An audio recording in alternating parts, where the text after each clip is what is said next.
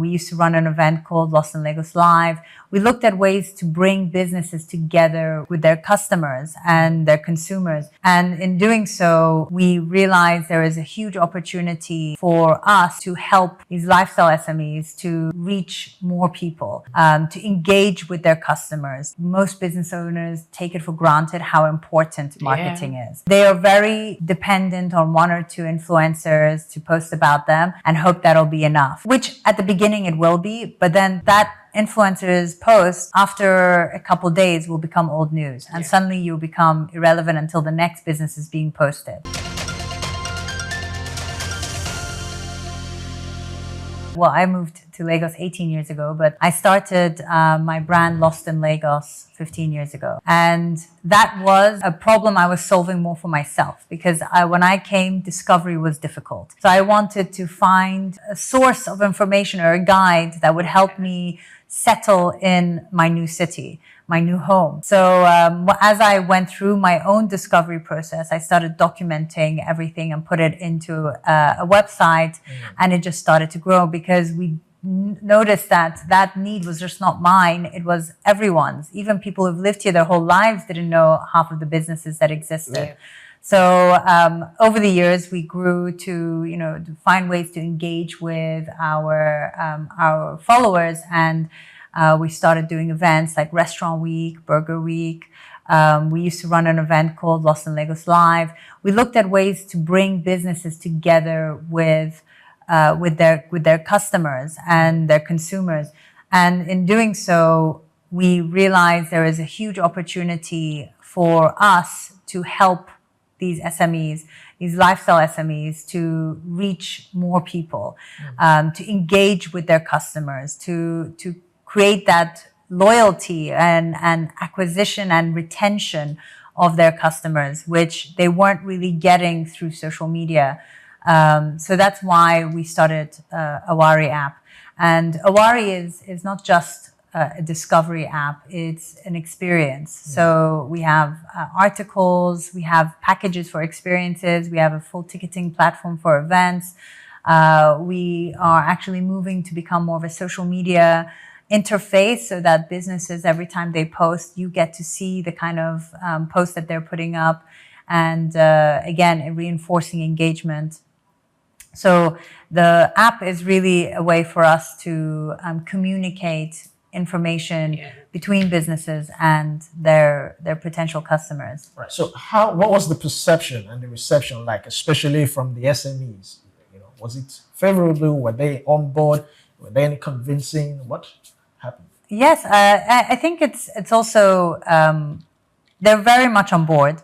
Let me just say that first, but it's about us also changing user behavior. So they're so used to being heavily dependent on social media as their only platform for promoting themselves, that for us to now get them to move more to Awari, to do it in conjunction with social media, has been challenging, but we know that it's going to be a challenge, that it's going to take time for us to change the way they also interact, how they create visibility for their business. So all of that will take time, and we're in it for the long run. So we are there to support them. We're there to listen to them, to what they need, and we're also there to ensure that our users have the most seamless and enjoyable experience, not only on our app, but also in Lagos and Abuja, where the app is, while using Awari. So with Awari now, let's say I find myself in somewhere in Crossroads. Does it cover all state? Let me start with that.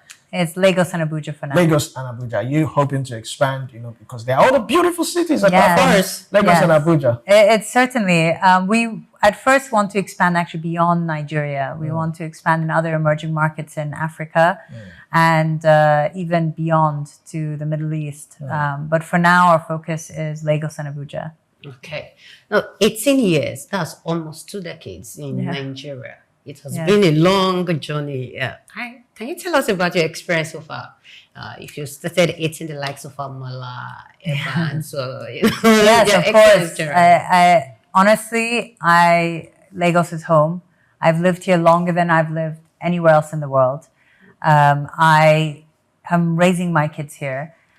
For me, I have dedicated a big portion of my life to making sure that I can give whatever support I can to making Lagos a tourist hub.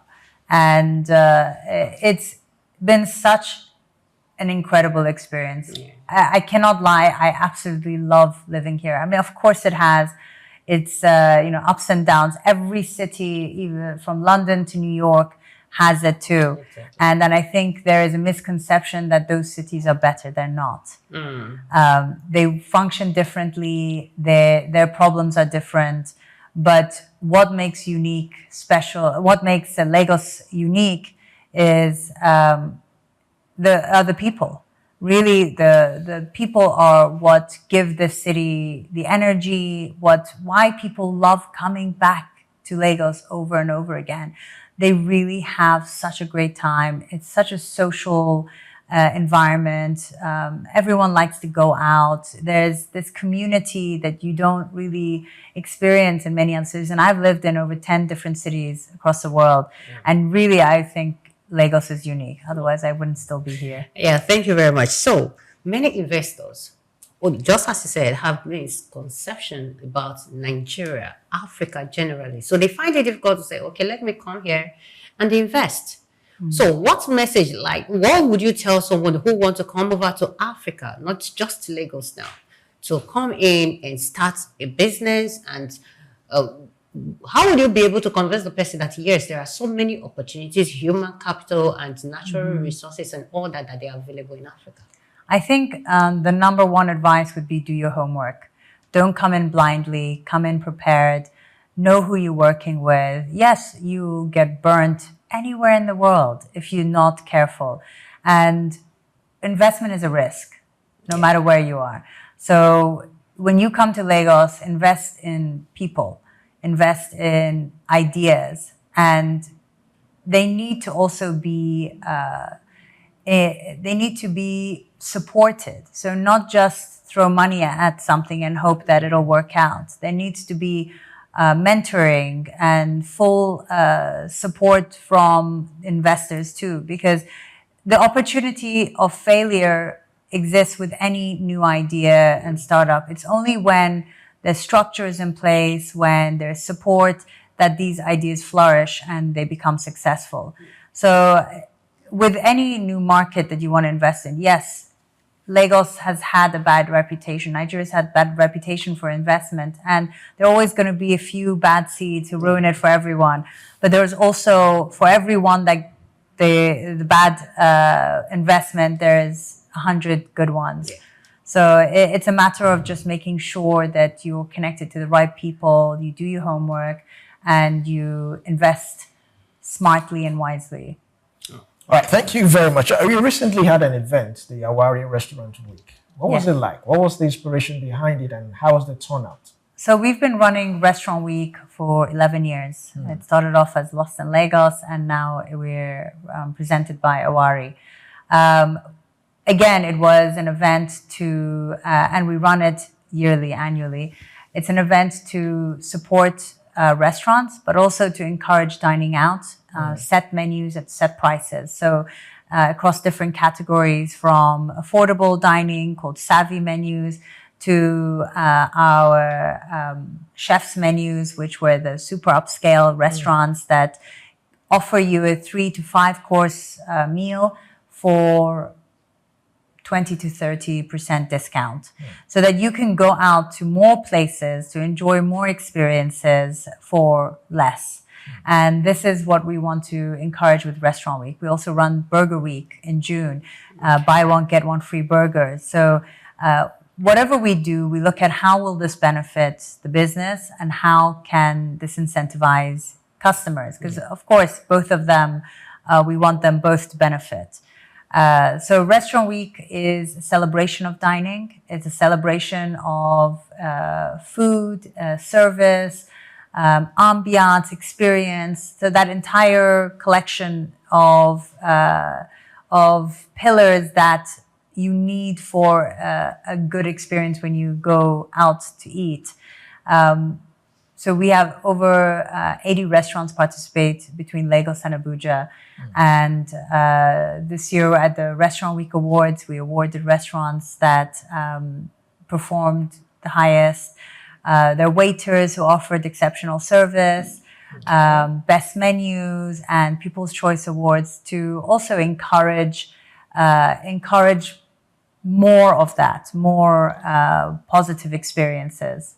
All right. So the criteria for picking these nominees, if I might say, what were the criteria? Was it African food, strictly African food? Was it continental? A complete mix. So we have restaurants who serve Chinese, Indian, Italian, Nigerian. So we have a mix of all different cuisines. This isn't necessarily about the cuisines, it's about the restaurants. Okay. It's about building an ecosystem of dining that puts Lagos on the map as a destination for food. So when you go to New York or London, you're not going for British food. You're going for an array of restaurants that have been rated some of the best in the world. I want Lagos and Abuja in parallel to be a destination for food, whether it be Nigerian, modern Nigerian, fusion, even now we have restaurants that offer Peruvian, Japanese. And so they're getting bolder with the types of cuisines that are available, and they're getting better at offering the entire experience. Okay, will this restaurant week run continuously every year, or? Yes, every year. Every year. Every November is Restaurant Week, and every June is Burger Week. Okay, so it's open for anyone to Absolutely to apply. Yes. Okay, that's good. So now, how can lifestyle entrepreneurship become a pathway for youth employment and innovation in Africa? None of these businesses would run without the youth support. So anyone we hire now are going to be the younger generation, the Gen Zs and below, as we go into the future in the next few years. So as businesses succeed, they grow, they need to hire more people. And there's also a lot of opportunities for entrepreneurship for them too. You know, they start off, for example, in a fashion boutique selling clothes, but they then learn how to design clothes and start designing their own fashion line. And with the support of their employee, they can now start even adding to their fashion line and eventually have their own fashion line. So there's so many paths the youth can take. The only thing I would say is that it requires passion, it requires patience, and it requires dedication. Because without these things, they can never exceed or become successful beyond their just, working in on a shop floor. All right. So how would you rate the lifestyle economy in Nigeria and Africa compared to Western world? Are there areas you feel we should improve? The government should step in. Which areas do you think the government can also, step in to integrate some form of, how will I put it? Support. Yeah. Yes. I think the government has actually been doing quite a good job in terms of pushing their own tourism agenda and supporting events and things like this. There's definitely a lot of room for improvement. We're just getting started. Yeah. It's almost like we're just learning how to walk, but we want to run at the same time. We're going to trip, we're going to fall, but we get back up and eventually we'll be running. And I think that process from walking to running is going to be essential to ensuring the longevity of the tourism plan and trying to do it right. Because the worst thing you can do is have this incredible event and it gets all over the news and everyone talks about it and people come and it's a horrible experience. So we need to make sure that entire process is supported by the government, and the organizers ensure that from the first moment you step into the country, which I think is a very important part of the experience for especially when you come into Lagos, to the moment you enter into that event, concert hall, or whatever you're there for, is positive. You don't want people going back saying, "Oh yeah, we had a great time at the restaurant, but getting into the country was very stressful." So and I think steps have been taken to ensure that experience is getting better and better, and we will see improvement year on year. Okay, so most SMEs in Nigeria right now, they lack digital visibility. We don't know how to go about it. Some of them don't know how to go about it. How do I make my product visible to people? How can SMEs go about that? Well, they should get on Awari, on the Awari app. One, I think it's important that they look at multiple channels and not just a singular channel, which I think a lot of them do. Most don't even have websites, which is not a big deal, because now you don't really need a website. Your digital presence doesn't mean just having a website. It could mean being present on social media, being present through newsletters, through WhatsApp channels. So you need to make sure that your presence is across different channels and not just through one. Because you need to emphasize and re-emphasize your messaging, your products, your services. And I think most business owners take it for granted how important marketing is. They are very dependent on one or two influencers to post about them and hope that'll be enough, which at the beginning it will be, but then that influencer's post after a couple of days will become old news, and suddenly you'll become irrelevant until the next business is being posted. So it's great if an influencer posts about you. It's how are you then going to follow through with that? What else are you doing to engage with your customers or with new customers or find new customers? It's too easy to just use one path. So I would really highly recommend looking at all the possible digital channels available and being very intentional about how you market yourself across each one. And it may be that each channel requires a different marketing campaign or a different process for, like, one could be, on Awari, for example, they might post their events and offers, because we have a section called perks. So any promotions or offers that you want to push out to your customers, you can do that through there. It could be on social media, where on Instagram they post new menu items for a restaurant, a new line of clothing. Or it could be through the WhatsApp channel where they say, "Oh, today we're not open. We're closed from this time to this time," to all their customers. They have to use more than one channel to reach their different customers. Okay. All right. So how can brands build influence and earn loyalty from customers? Because loyalty to customers, it's very important. Building influence and earning that loyalty. It's not easy for customers to go there and come back to you. It means that your service must have been top notch. Yes. So how can brands build that loyalty to customers? So it also, again, goes back to what industry are you in. If you're a restaurant, before a customer even walks in, what is their experience with your brand? Every time they connect with you, that's an experience. So even when they're booking a table at your restaurant, that's an experience. Walking into their restaurant, the door is open for them, that's an experience.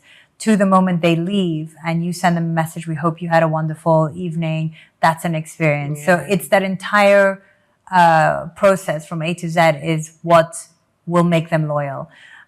So it'll depend across different industries. Fashion will be different. But loyalty is actually such an important topic, especially for us. We've in fact just released a business loyalty program where businesses can create their own loyalty programs on Awari so that they can then push or incentivize their customers to keep coming back with digital stamps after every use or interaction or product buy or whatever their terms and conditions are. They are encouraging repetitive repetitive visits. And we believe loyalty is an essential part of a customer wanting to come back. So even if they've had a good experience, what else is bringing them back? Is it that meal? Is it that you have a new collection of clothes or a sale? Whatever it is, you have to communicate that well to your customers. And even if it's just, I need to collect another stamp so I can get my 40% discount, that is another way of getting them back. So again, loyalty cuts across different channels, different verticals, and it has to kind of be really well thought out and intentional. All right, thank you very much. So on the Awari app, how do you handle customer feedback, whether good or bad? How do you relate it with, the restaurants, the places and all that? And how do you ensure quality service is maintained at all times? Well, we have a fantastic tech team who are constantly building out new features and checking to make sure the user experience and the vendor experience is positive. And if it isn't, they fix whatever problem is very quickly. But for businesses that are on Awari and their interaction with their customers, I think one of the things that we have, one of the features we have are reviews. And if a business gets a review written about them, they can respond, they can react, they can also, how they react to a review can be the difference between someone reading that review, wanting to go and visit and not going. I mean, I've read plenty of reviews on TripAdvisor when I'm trying to pick a hotel. And I also read the reviews that are the responses that the hotel sends back. And if their response is not very pleasant, I'm never going to that hotel. So it is just as important to respond to a review in a constructive manner and not take offense to it as it is to have a review written about you. The same if you go into a restaurant and you have a problem with your food, the way the waiter responds, the manager responds, will determine whether you're going to go back or not. So also, if I may ask, do you do any investigations, apart from just relating to the vendor? Do you carry out your own personal investigation to ensure that what the customer is saying is actually true? It's hard to do that, especially on scale. But what we do is we have relationships with businesses, and we're never intentionally trying to damage a business or, do anything that will harm it. And what we want to do is give that constructive feedback. So if we see that there's been, a review or a feedback that we've gotten from a customer, we will contact the business and say, listen, this is the feedback we've gotten. We recommend you reach out to the customer and try to resolve this. And most of the time, we've had a positive feedback. And again, it's up to the restaurant to really, or the business, or the whatever business it is, to manage that response well in order for them to get, more customers going back. Okay, looking at the policies we have in Nigeria, in Africa generally, do you think there are some policies that the government needs to work on, maybe adjust, or maybe they have to make some new policies that helps or that supports lifestyle in Africa?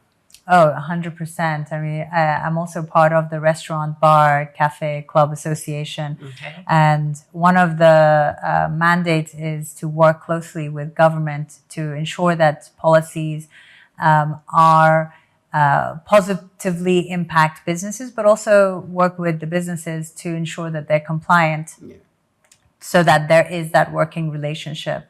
And these types of association and organizations are essential for growth for a business to be able to grow with the support of government, and for the government to understand what are the policies that they need to put in place that will help these businesses grow, but also for the government to be able to support them in a positive way. Yeah. It's a long road and it won't happen overnight, but I think there is more engagement by government with private organizations, and that just needs to be encouraged. Okay, so you used to run a show on, sorry, I'm taking you back a little to media. You used to run a show on SOUQ FM. Can you tell us about your journey while you were there? Oh, wow. That was about 14 years ago when I first started Lost in Lagos. We, of course, the same way I encourage businesses to promote themselves through different channels, we also looked at how can we get as much information out about what we do to different people. So we did partner with SOUQ FM and had a show weekly called Lost in Lagos. And it really was about kind of trying to highlight the different businesses opening up around Lagos, and also what is happening in Lagos during that period. Also, right now the show is no longer running. No. I had a baby, and unfortunately the OAP I worked with passed away also just soon after that. Any future plan for it? Because of course SOUQ Television and the ILFM, they are open to those kind of things. Of course, why not? Why not? All right, so she asked a question earlier and I would like to reiterate that. Are you thinking of planning something? You know, we have Dirty December. Maybe you could come up with something next year. I mean, we have Easter, we have other festivities. We have the New Yam Festival. We have what we call Ojude Oba. Yeah, exactly. State. We have the Eyo Festival. Yes. You know what we like to do is support. So we like to partner with people who are doing a fantastic job of putting these festivals and events together. Okay. We've partnered with Pepper Soup Festival this December 28th. So you can get tickets on Owari app. We've currently partnered with Giwa Gardens. We're so soon going to be doing a campaign to give away free entry tickets to Giwa Gardens on Owari. We've also partnered with MTN. They're going to be going live with their Yellow Tide campaign. So we look at ways that we can add value to what people are already doing and support them with either media support or however way we can. Of course, there are so many events, and we do plan on, adding more to our calendar. So, just keep an eye out for that. All right. Thank you very much, Tannaz Bahnam, for your insight, and thank you very much for joining us on Just Africa today. Thank you for having me.